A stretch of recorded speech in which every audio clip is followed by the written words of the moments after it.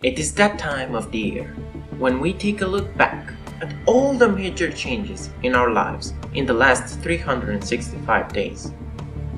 Paragon had its first alpha test back in December of 2015, but I got to play it starting from late January. Ever since then, the game has changed dramatically. Hi, this is Vortex, and today we're taking a look at the top 5 biggest changes in Paragon.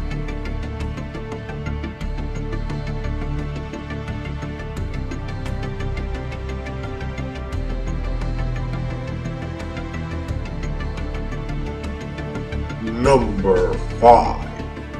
Kicking off our list is a feature that was introduced not that long ago: card crafting. It is a welcome change, especially since the RNG of the card packs is a little weird. The game offers you more epic rare cards than you know what to do with, but somehow fails to give you a common card such as Sage's Ward. Weekly card packs helped alleviate this issue, but they weren't the true solution. Now with card crafting, our decks can finally be closer to our vision. Number 4. A change that has been greeted with joy by the community is the respawning of inhibitors with the help of the Orb Prime. Before the .27 update, the only way to have your inhibitors come back was to wait a few minutes for them to respawn.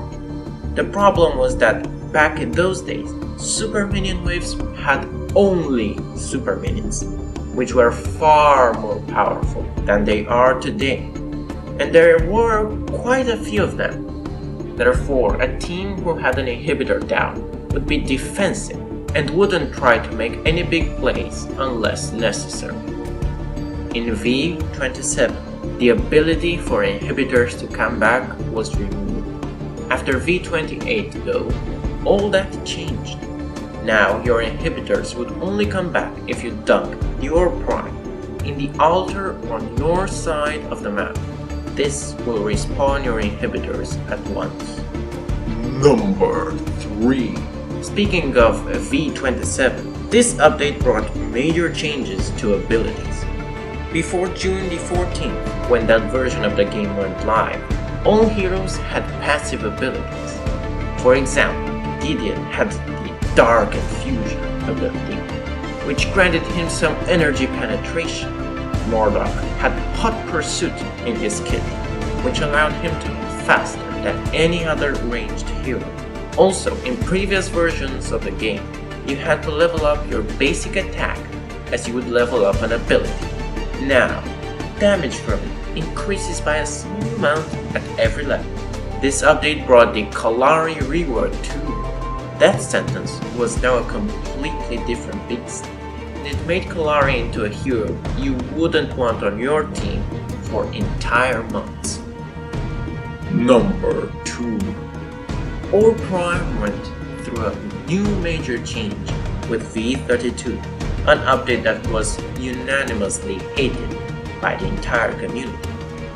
Aside from match length improvements, such as massive nerfs to the health of all structures, with Tier 1 towers now being literally made of paper, the ability to dunk the Orb Prime in any of the altars was removed. Instead, the entire team of the player who landed the last hit on the Prime Guardian will have their Prime card instantly activated. This also meant that inhibitors will stay deactivated for the entirety of the match once taken down.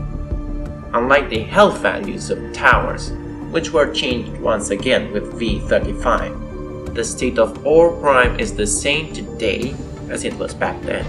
Indeed, the dunking mechanic had a negative effect on match length, but with it came a chance for the team which didn't get the Guardian to outplay their enemies and to transform a horrible situation into an advantage. It was so satisfying to take the orb from an enemy hero, dunk it in your altar, and finally get your inhibitors back, then marching down the lanes to take down the opposing core. Number 1. It was obvious what ended up being at the top of the list. With V35, also known as the Monolith update, Paragon became a completely different beast. Gone are the days of the Legacy map, which originally was called Agora. Now the battles take place on Monolith, a battlefield 30% smaller than the original.